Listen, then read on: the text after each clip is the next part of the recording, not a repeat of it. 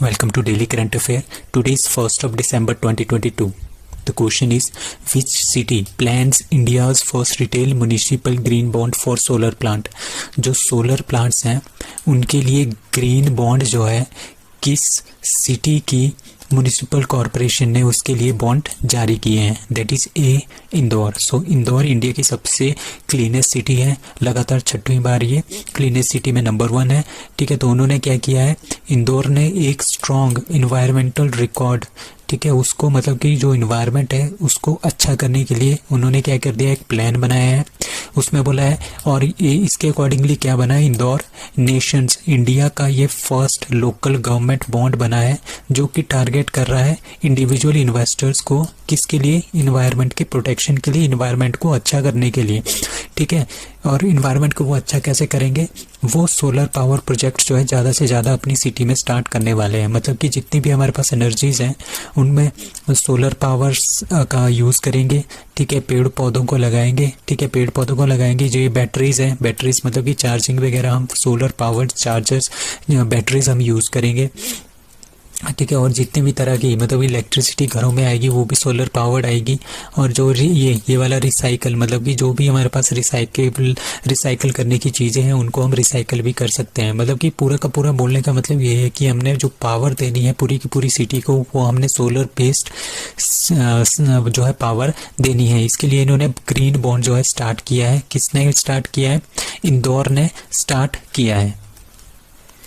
सो Vistara airline, Vistara एक airline है to merge with, किसके साथ वो मर्ज हो रही है, that is see Air India. So आपको पता है जो विस्तारा है इसके जो है 2 ऑनर्स हैं. ठीक है, एक है सिंगापुर एयरलाइंस और दूसरी है टाटा सन्स. इन दोनों की ये म्यूचुअल इकट्ठे ये इसको चलाते थे विस्तारा को. अब क्या कर दिया है उन्होंने, ये अनाउंस कर दिया है कि जो एयर इंडिया है और विस्तारा है ये आपस में मिलके एयर इंडिया ही नाम रखेंगे. मतलब कि विस्तारा अब एयर इंडिया के अंदर ही आएगी. इसमें क्या होगा, जो SIA है, ठीक है, सिंगापुर की जो एयरलाइन है उनको 25.1% शेयर ही मिलेगा. बाकी सारा का सारा शेयर जो है वो एयर इंडिया के पास रहेगा. जो ये 25.1% शेयर है ये 2058.5 करोड़ मतलब कि $250 मिलियन का होगा.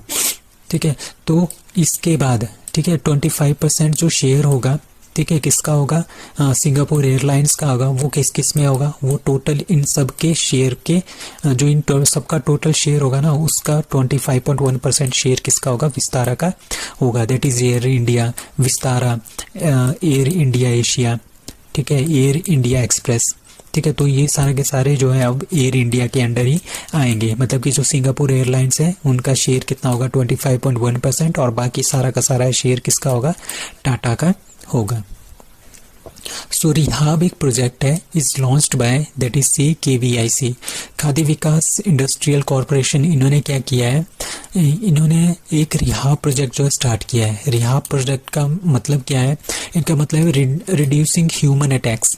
ठीक है, reducing rehab reducing human attacks using Honey बीज. ठीक है, हनी बीज मतलब कि जो मधुमक्खियां हैं उनके थ्रू हमने ह्यूमन अटैक्स को कम करना है. मतलब कि अभी क्या होता है, जो हाथी वगैरह होते हैं ना, कर्नाटका वगैरह, कर्नाटका, महाराष्ट्र, वेस्ट बंगाल, असम और उड़ीसा, वहाँ पे क्या होता है, काफ़ी ज़्यादा ह्यूमन और एलिफेंट्स के बीच में क्या हो जाता है, ये हमारे पास एक रेजिडेंशियल एरिया होता है, यहाँ पे एलिफेंट्स आ जाते हैं, जिसकी वजह से क्या हो जाता है, ह्यूमन और एलिफेंट्स के बीच में क्या हो जाता है, कॉन्फ्लिक्ट हो जाते हैं. तो उसको रिड्यूस करने के लिए उन्होंने क्या किया, रिहाब प्रोजेक्ट जो है स्टार्ट किया है. इसके अकॉर्डिंगली क्या होगा, हम हनी बीज के छोटे छोटे बॉक्सेस होंगे उनको यहाँ पे बाउंड्रीज पे लगा देंगे. अब हनी बीज से क्या होगा, ऐसा माना जाता है कि जो हनी बीज से है, जो हाथी है ना वो हनी बीज से डरते हैं. ठीक है, और वो वापस यहाँ से वो अंदर एंटर ना हो जाए, यहाँ से वो वापस चले जाएं. तो इसके लिए हम क्या करेंगे, हनी बीज जो प्रोजेक्ट है वो स्टार्ट कर रहे हैं. उसका नाम है रिहाब प्रोजेक्ट. ठीक है, ये 7 स्टेट में रन करेगा. मतलब कि ये पायलट प्रोजेक्ट है. पायलट मतलब कि अभी टेस्टिंग हो रही है, that is Karnataka, Maharashtra, west Bengal, Assam and Orissa में. Which government launched anaemia eradication programme Amlan. ठीक है, अम्लन एक प्रोग्राम है. ठीक है, अनीमिया एक तरह का रोग होता है, उसको रिड्यूस करने के लिए अम्लन प्रोग्राम जो है वो लॉन्च किया है, दैट इज उड़ीसा की गवर्नमेंट है। उड़ीसा के जो चीफ मिनिस्टर है दैट इज नवीन पटनायक, उन्होंने जो है अम्लन नाम का एक योजना स्टार्ट किया है। इसका मतलब है एनीमिया मुक्त लक्ष्य अभियान। ठीक है, तो ये कहाँ पे स्टार्ट हुआ है? उड़ीसा में स्टार्ट हुआ है। इसमें हमारे पास क्या हो गया? The program will be rolled out in कितने 55,000 government and government aided school. ठीक है, 55,000 जो पूरे के पूरे 55,000 स्कूल्स हैं उड़ीसा के।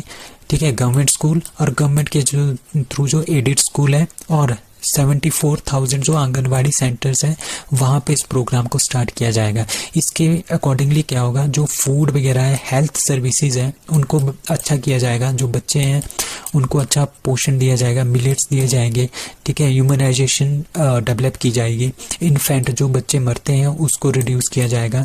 जो बच्चे पैदा होने के टाइम जो माताएं मरती हैं उनको भी मरने से बचाना है।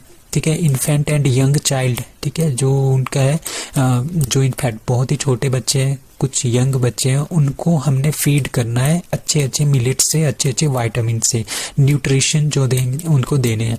ठीक है, तो इसके अंतर्गत ये सारा कुछ होगा अम्लन योजना के अंतर्गत। जितने भी हमारे पास मिलेट्स हैं, काफ़ी अच्छी जो फ्रूट्स हैं, वो इसमें बच्चों को दिए जाएंगे। ठीक है, एनीमिया क्या होता है? एनीमिया एक कंडीशन होती है जिसमें क्या होगा, जो हमारे पास खून के अंदर जो रेड ब्लड सेल्स होते हैं ना, वो ऑक्सीजन को हमारी पूरी बॉडी में नहीं ले जा सकती, मतलब कि नहीं ले जाने देती। ठीक है, तो क्योंकि रेड ब्लड सेल्स में कम हो जाते हैं।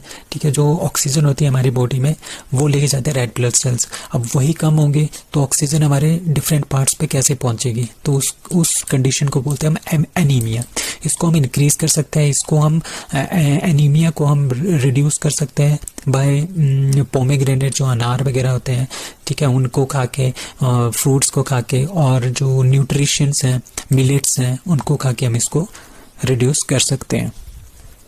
सो Harimau Shakti 2022 is a joint exercise between India and Malaysia. ठीक है, इंडिया और मलेशिया के बीच में हरिमाऊ शक्ति 2022 जो है एक्सरसाइज हो रही है। और ये कहाँ पे हो रही है? ये मलेशिया के पुलाई कुलांग मलेशिया में ये हो रही है। कब से कब तक? 28 नवंबर से 12 दिसंबर 2022 तक ये होगा। और इंडिया की तरफ से कौन कौन सी ट्रूप इसमें पार्टिसिपेट कर रही है? गढ़वाल राइफल इसमें पार्टिसिपेट कर रही है।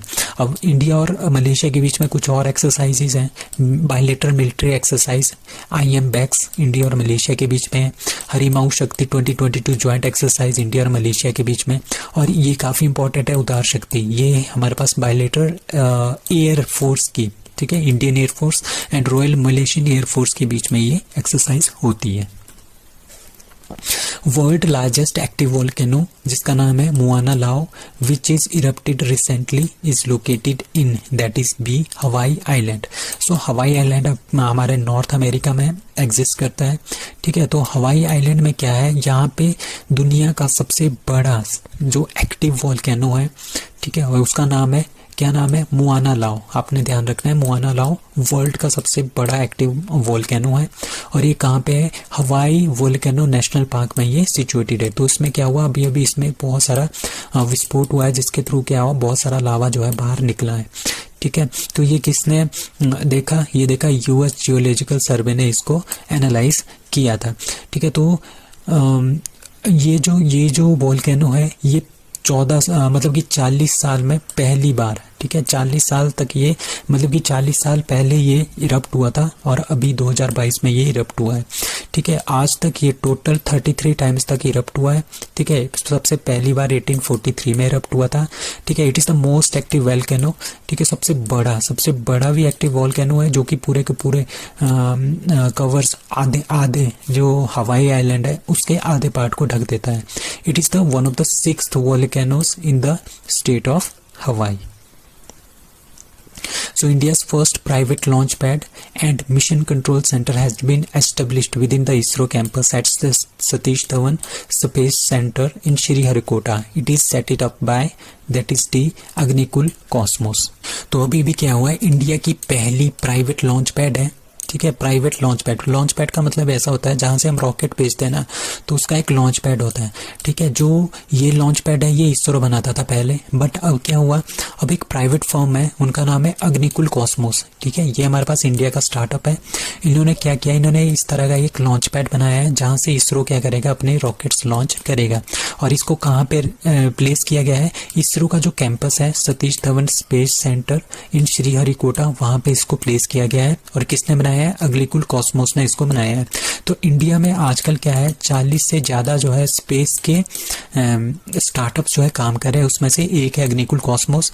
सेटस्योर भी इंडिया का ही है, ध्रुवा स्पेस एंड पिक्सल, ये सारे के सारे जो स्टार्टअप्स हैं ये इंडिया के प्राइवेट स्टार्टअप्स हैं स्पेस के लिए, ठीक है। अग्निकुल के को फाउंडर हैं सीईओ, को फाउंडर और सीईओ अग्निकुल के दैट इज श्रीनाथ रविचंद्रन। और कुछ दिन पहले हमने पढ़ा था कि स्काईरूट एरोस्पेस पहली कंपनी बन गई, पहला स्टार्टअप बन गया है जिसने क्या कर दिया है, इंडिया का पहला प्राइवेटली डेवलप्ड जो है रॉकेट तैयार किया है। Who won para sports person of the year, that is B Avani Lekhara, B, ठीक है। तो अवनी लखेरा जी है, उन्होंने क्या जीता है, para sports person of the year जो है इनको मिला है। और इसको देता कौन है, इसको देता है फिकी, फिकी मतलब कि federation of Indian chambers of commerce and industries plus turf 2020, इन दोनों ने इसको दिया है, ठीक है। सबसे पहले लाइफ टाइम जो अचीवमेंट अवार्ड मिला है वो मिला है फॉर्मर जो रणजी प्लेयर है क्रिकेट के दैट इज सरकार तलवार, उनको दिया गया है। अब अवनी लखेरा है जिन्होंने 2 मेडल जीते थे टोक्यो 2020 के पैरा ओलंपिक में, उनको क्या बना है, उनको मिला है, उनको बनाया गया है para sports person of the year, ठीक है। श्रेय कादैन, उनको क्या बनाया है, special sports person of the year, उनको अवार्ड मिला है। आरबी रमेश, उनको बेस्ट मेल कोच, और नौनीता लाल कुरैशी, उनको बेस्ट फीमेल कोच का अवार्ड मिला है। तो who won the para sports person of the year award, that is Avani Lekhara. FICCI के प्रेसिडेंट सजीव मेहता, फिकी जब फाउंड हुआ था 1927 में, और फिकी का headquarter that is new Delhi. अब कुछ इंपॉर्टेंट डेज हैं दिसंबर के, वो आपने ध्यान रखने हैं, ठीक है। जो 1 दिसंबर आज that is world AIDS day, 2 दिसंबर वर्ल्ड कंप्यूटर लिटरेसी डे, और दूसरा इसमें होता है international day of abolition of slavery, ठीक है। 3rd होता है international day of people with disabilities, ठीक है, वर्ल्ड कंजर्वेशन डे, ठीक है। 4 दिसंबर इंडियन नेवी डे, 5 दिसंबर international volunteer day for economic and social development, और 7 दिसंबर को 2 चीजें होती है, armed force day, arm forces flag day, और इंटरनेशनल सिविल एविएशन डे। और 9 दिसंबर को international day against corruption, very important. 10 December human rights day, this is very very important. और 11 दिसंबर इंटरनेशनल माउंटेन डे, 14 दिसंबर इंटरनेशनल एनर्जी डे, 18 दिसंबर international migrant day, और 19 दिसंबर को Goa liberation day, this is very very important again.